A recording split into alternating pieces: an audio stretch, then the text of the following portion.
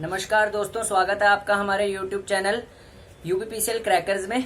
पिछले वीडियो में हमने सिंगल लाइन डायग्राम पढ़ा था और पढ़ा था कि हाई वोल्टेज ट्रांसमिशन क्यों करते हैं, क्या क्या फायदे होते हैं हाई वोल्टेज ट्रांसमिशन के।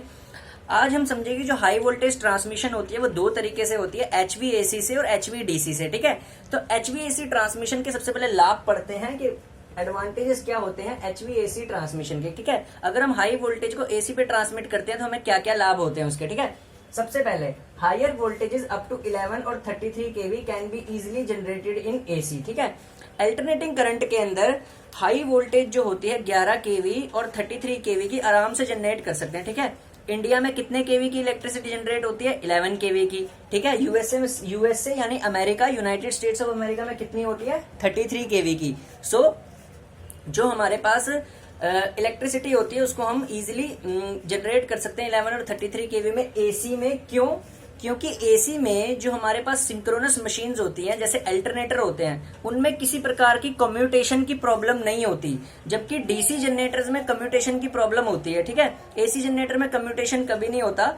ठीक है ना, कम्यूटेशन क्या होता है? जब मशीन में कराऊंगा, मशीन स्टार्ट कराऊंगा, उसमें जब हम डीसी मशीन पढ़ेंगे उसमें एक प्रॉब्लम पढ़ेंगे कम्यूटेशन की। कम्यूटेशन क्या होती है अब इस ब्रीफ में समझ लो कि जब भी कोई आर्मेचर की कॉइल ब्रश एक्सिस यानी MNA को क्रॉस करती है, मैग्नेटिक न्यूट्रल एक्सिस को क्रॉस करती है, तो एक पर्टिकुलर टाइम के लिए शॉर्ट हो जाती है। ठीक है ना, अगर उस पर्टिकुलर टाइम के अंदर अंदर वो शॉर्ट होगी तो प्रॉपर कम्यूटेशन होती है, नहीं होती तो फिर उस पर स्पार्किंग पैदा हो जाती है रिएक्टेंस वोल्टेज डेवलप होने से।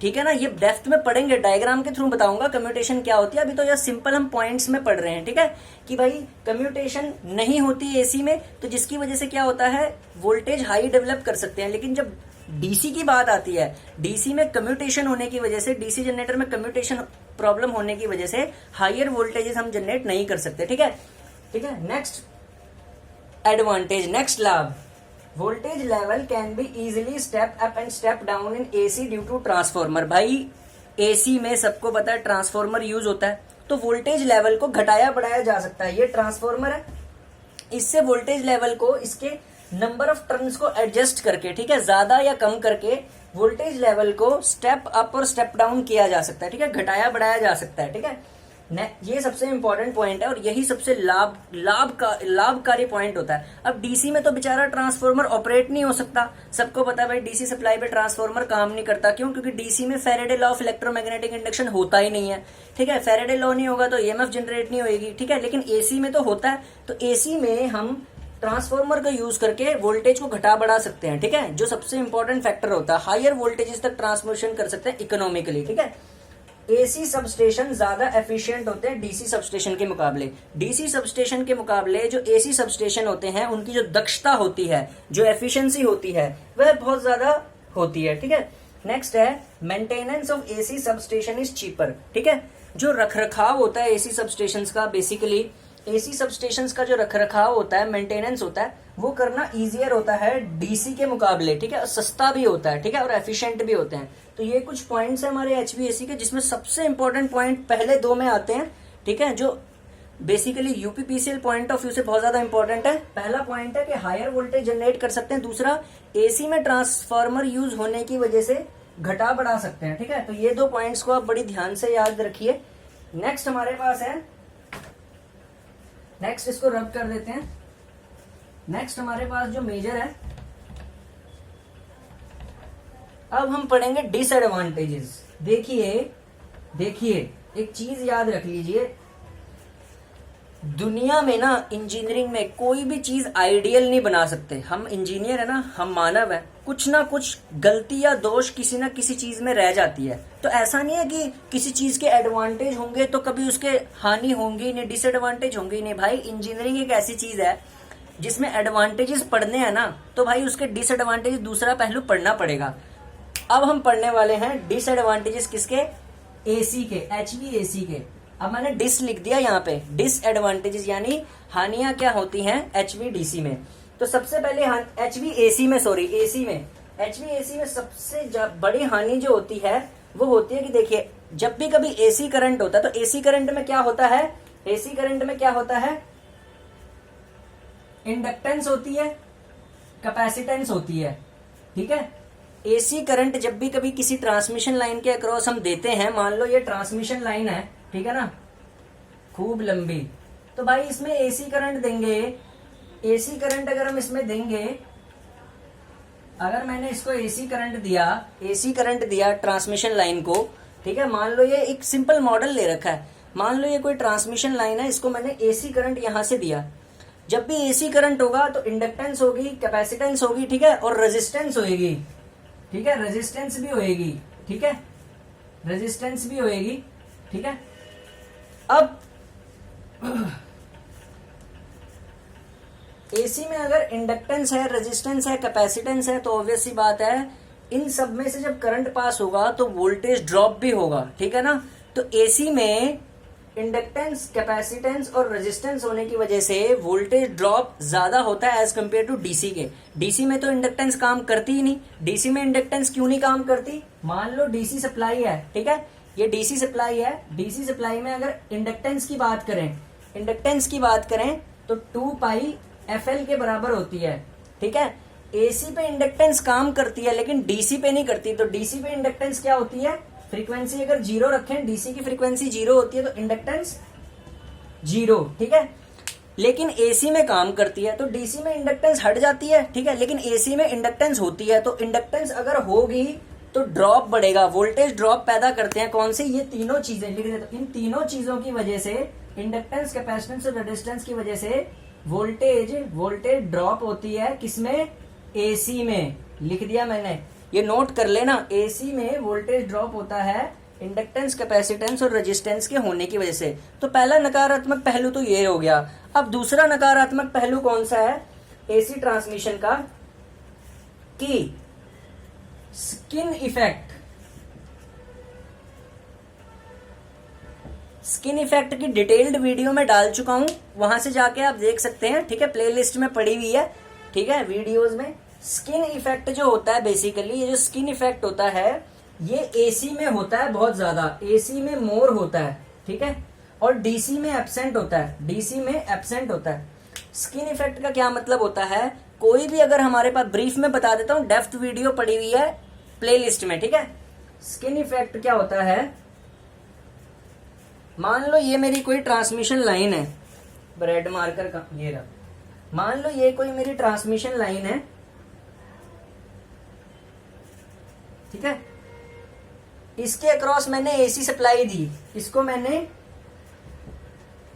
एसी दी, इस ट्रांसमिशन लाइन को मैंने एसी दी। तो एसी सप्लाई होने की वजह से क्या होती है? इंडक्टेंस होती है, ठीक है। ये इंडक्टेंस क्या करती है? जो एसी करंट होता है उसको ना सरफेस पे फ्लो कराती है, बीच में से जाने नहीं देती। तो करंट कहां फ्लो करता है? आउटर सरफेस पे, ऐसे। इसको बोलते हैं स्किन इफेक्ट। तो एसी में स्किन इफेक्ट अगर होगा तो कंडक्टर का जो प्रॉपर एरिया होता है वो यूटिलाइज कभी नहीं हो पाता, ठीक है। तो लिख लो, in AC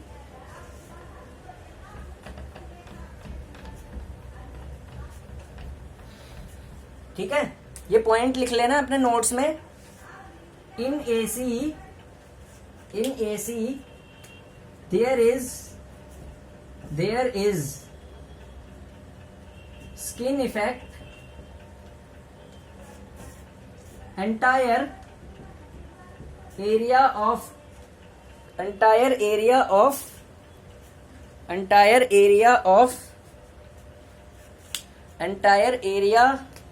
of conductor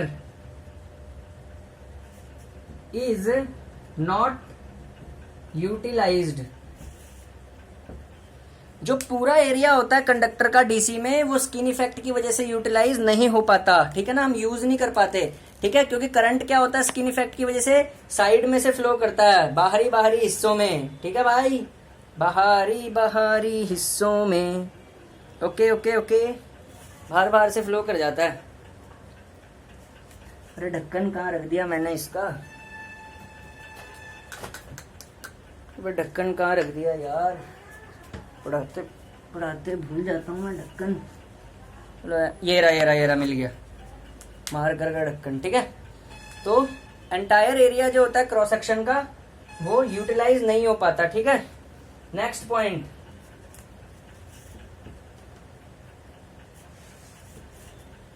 there is corona loss in HVAC, ठीक है। कोरोना लॉस मैंने पिछली वीडियो में पढ़ा दिया था। कोरोना लॉस होता है HVAC में, ठीक है ना। क्या बात, कैसे? एसी करंट जब भी हाई वोल्टेज पे जाएगा तो वो क्या करेगा, नॉइस लॉस पैदा करेगा। क्या करेगा?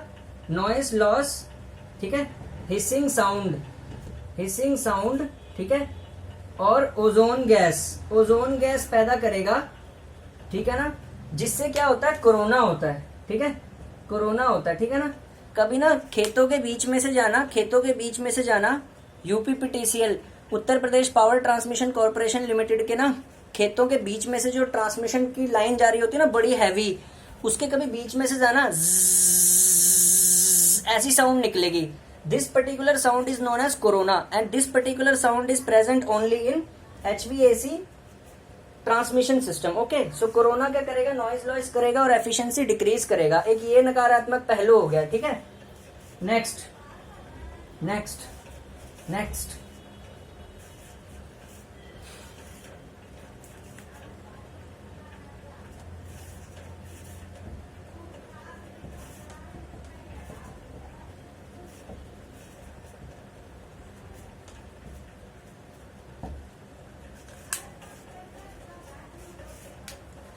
केबल अगर हम यूज करते हैं एसी में, अंडरग्राउंड केबल अगर हम एसी की बनाते हैं ना, तो एसी में जो अंडरग्राउंड केबल बनती है ना, उसमें शीथ लॉस ज्यादा होता है एज कम्पेयर टू डीसी के। तो याद रखना, तो शीथ पे लॉस होता है, तो sheath loss in AC cables used in AC has sheath loss more, ठीक है ना, ज्यादा होता है, ठीक है, देन डीसी के,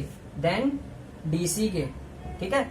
डीसी के कंपैरिजन में शीथ लॉस हमेशा ज्यादा होता है, ठीक है, शीत लॉस ज्यादा होता है।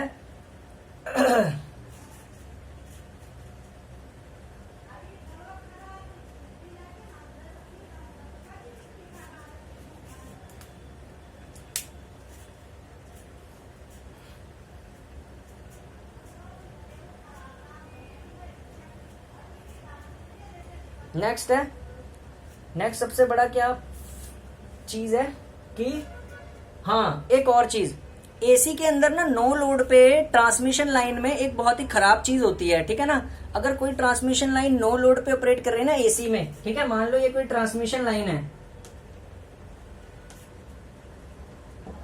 तो ट्रांसमिशन लाइन में अगर हमने एसी करंट दे रखा है ना, ठीक है, तो एक चार्जिंग करंट हमेशा फ्लो करता रहेगा, ठीक है। एसी दे रखी है,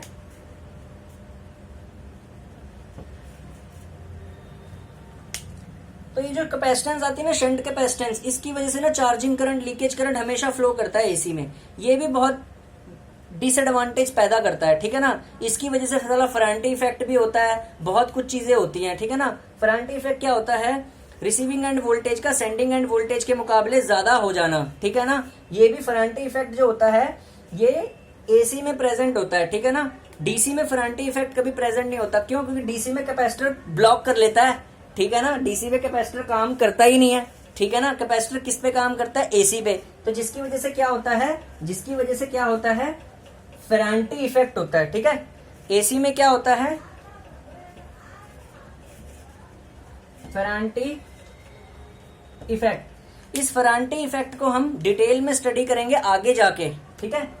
अभी सिर्फ डेफिनेशन लिखो, there is an increase in sending end voltage in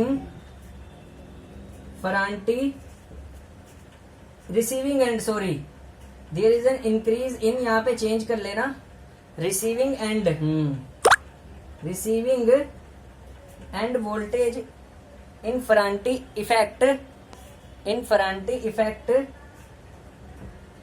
more than sending end, ठीक है। फेरांटी इफेक्ट क्या होता है, रिसीविंग एंड वोल्टेज का सेंडिंग एंड से ज्यादा हो जाना किसी ट्रांसमिशन लाइन में, ठीक है ना। लॉन्ग ट्रांसमिशन लाइन में जब भी कभी वो नो लोड पे ऑपरेट करती है, ठीक है ना। ये कब होता है फिनोमिना, लॉन्ग ट्रांसमिशन लाइन, ठीक है ना। Long transmission line when operate on